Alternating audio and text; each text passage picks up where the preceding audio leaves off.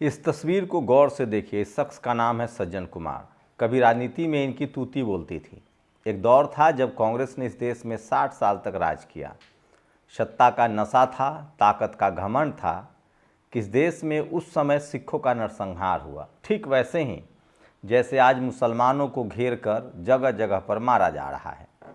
इस देश में आज भी सोचिए, हर रोज़ शोषित वंचित समाज को मारा जा रहा है, जिसमें दलित, आदिवासी, दलित सबसे ज़्यादा हैं, फिर आदिवासी हैं, उसके बाद पिछड़े समाज के भी लोग हैं। उनकी हत्याएं हो रही है। लेकिन सोचिए, इस देश में कानून है, संविधान है। क्या पता था सज्जन कुमार को कि 1984 के दंगे की सज़ा 2025 में भुगतनी पड़ेगी। नमस्कार, मैं शंभू कुमार सिंह और आप देख रहे हैं नेशनल दस्तक। अगर आप भी या आपके परिवार का कोई शख्स, अगर आप 24 से 25 साल के युवा हैं और आपके हाथों में तलवार पकड़ाया जा रहा है, अगर आपको सांप्रदायिक बनाया जा रहा है, अगर आपको किसी धर्म के खिलाफ भड़काया जा रहा है या आपको किसी जाति के खिलाफ नसों में जहर भरा जा रहा है, नफरत भरा जा रहा है, तो सावधान रहिए। सत्ता हमेशा किसी की बपौती नहीं है। लोकतंत्र है, लोकतंत्र की चक्की महीन पीसती है। आज सत्ता है, कल नहीं रहेगी। सोचिए, किसने कल्पना की थी कि 412 सीट जीतने वाले राजीव गांधी सत्ता से बेदखल हो जाएंगे, और ऐसा हुआ भी। मैं फिर कह रहा हूं कि जो लोग मथुरा में जाति के घमंड में दलितों पर हमला करते हैं, उनमें से दर्जन भर लोग जेल गए हैं। अच्छा हुआ यादव समाज ने एक बैठक की है और कहा है कि दोनों बच्चियों की शादी का जिम्मा हमारा है। बर पक्ष ढूंढा जा रहा है, या तो उसी बर पक्ष को मनाया जाएगा जिनके साथ मारपीट हुई है, साथ ही नहीं हुआ तो नया बर पक्ष ढूंढा जाएगा और धूमधाम से शादी कराई जाएगी। यादव समाज ने उन तमाम 15 आरोपियों को, अपराधी जिन पर अपराध का आरोप है, जिसमें से लगभग 5 जेल जा चुके हैं, उनके खिलाफ सामाजिक रूप से भी बायकॉट किया और कहा है कि इनके सज़ा दिलाने के खर्च भी हम उठाएंगे, क्योंकि कानूनी पचड़े में खर्च भी होता है। तो एक अच्छी कोशिश है। लेकिन सोचिए, उसी तरह से देश भर में सबसे ज़्यादा शेड्यूल कास्ट के लोगों पर हमला होता है, उसके बाद आदिवासियों पर हमला होता है। और ऐसा नहीं है कि पिछड़े समाज के लोगों पर भी हमला नहीं होता है।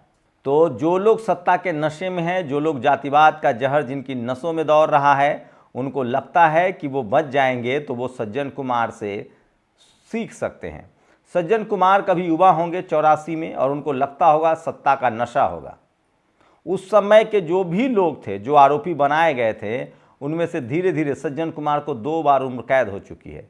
एक सिर्फ नज़ीर है कि आप आज न कल कानून के चपेट में आएंगे। आप कल्पना कीजिए, आज जिन जिन लोगों पर अत्याचार हो रहा है, कल उसी में से कोई सत्ता के सिंहासन पर बैठ गया, कोई सत्ता के शिखर पर आ गया, तब क्या होगा।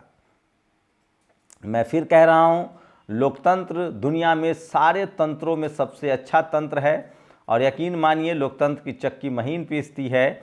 भारत में संविधान था 1950 के बाद, है और रहेगा भी।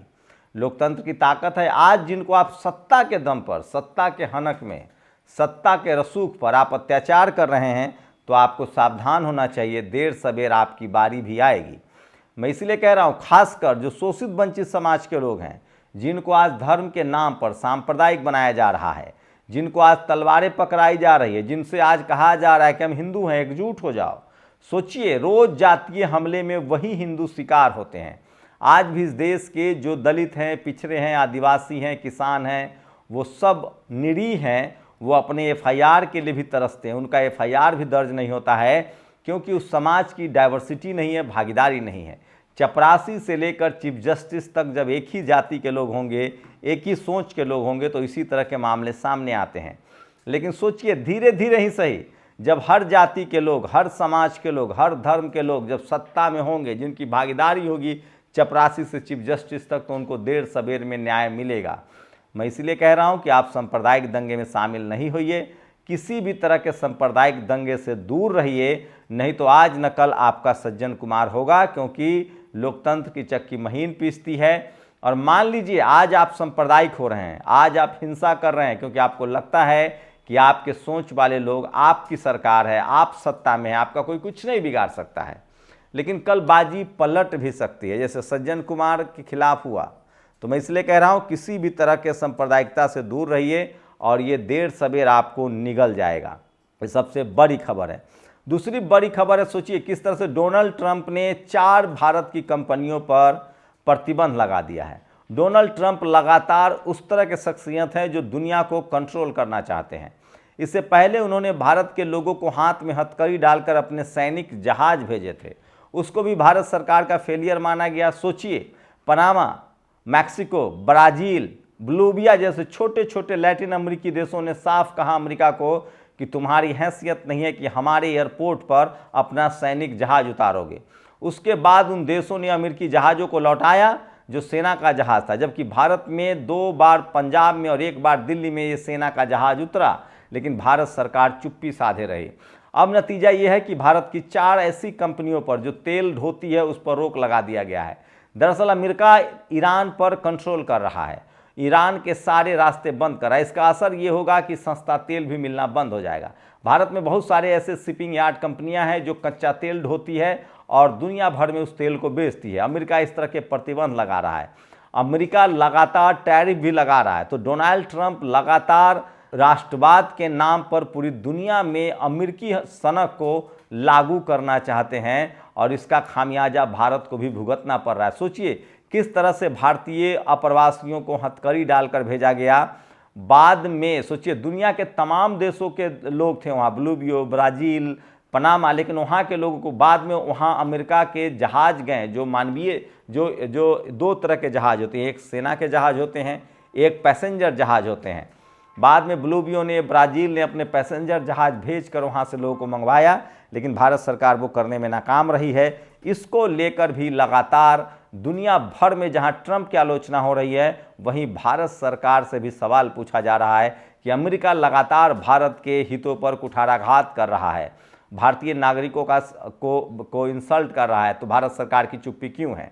सोचिए यही टीवी अखबार, अगर ये सरकार किसी गैर बीजेपी की सरकार होती तो आप सोचिए अगर मायावती, लालू यादव, अखिलेश यादव प्रधानमंत्री होते तो ये टीवी वाले सवाल पूछते कि आखिर अमेरिका के सामने भारत चुप क्यों है, भारतीय नागरिकों का सम्मान क्यों नहीं हो रहा है। लेकिन ये टीवी अखबार वाले ये सारे सवाल अभी नहीं पूछेंगे। सोचिए किस तरह से जब युद्ध चल रहा था भारत और पाकिस्तान के बीच और अमेरिका ने अपने नौसैनिकों को हिंद महासागर में उतार दिया था पाकिस्तान के पक्ष में, तब इंदिरा गांधी ने कहा था कि एक नहीं हज़ारों बेरे अमेरिका उतार दे, अब हम पीछे कदम नहीं खींच सकते हैं। उस समय भारत के साथ रूस भी खड़ा था। लेकिन सोचिए आज अमेरिका अपनी मनमानी कर रहा है लगातार। उसके बाद विदेश मंत्री को कहना पड़ा कि नहीं, अमेरिका इस तरह से लोगों को हथकड़ी लगाकर भेजता रहा है, जबकि सच्चाई ये नहीं है, तमाम दूसरे देशों के लोगों को नहीं भेजा गया है। तो ये सबसे बड़ी खबर है, लेकिन मीडिया की लगातार चुप्पी है जिसे आप समझ सकते हैं। वहीं तीसरी बड़ी खबर है, बिहार में चुनाव है, लालू यादव के परिवार पर फिर से शिकंजा कस रहा है और लैंड फॉर स्कैम जो है, रेल मंत्री के दौरान जब लालू यादव रेल मंत्री थे तो सीबीआई ने चार्जशीट फाइल की है। आप सबको पता ही है कैसे इस देश में जो दल बीजेपी के साथ नहीं जाते हैं उन पर आरोप प्रत्यारोप लगते रहते हैं।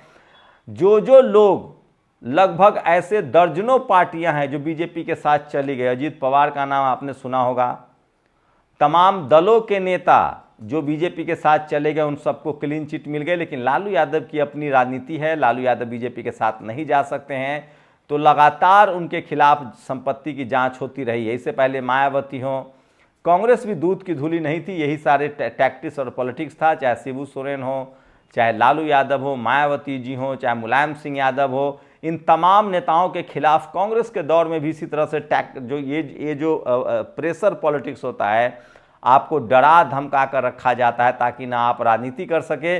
सोचिए सत्ता चाहते हैं कि सत्ता हमारे हित में रहे, हमारे वश में रहे। तो ये इस देश के शोषित वंचित समाज को सोचना है, दलित पिछड़ों को सोचना है कि आपके नेताओं का कैरेक्टर असैसिनेशन होता है, आपके नेताओं को भ्रष्टाचारी कहकर बदनाम किया जाता है, उससे भी ज़्यादा आपके नेताओं को जेल तक डाल दिया जाता है। लेकिन धीरे धीरे परिस्थितियां बदली हैं। टीवी अखबार पहले इन नेताओं को भ्रष्टाचारी कहता था, लेकिन अब SC ST OBC के लोगों को लगता है कि ये नेताओं को बदला लिया जाता है। सोचिए सत्ता के लिए किस तरह से साम दाम दंड भेद, यही मनुवाद है, यही जातिवाद है।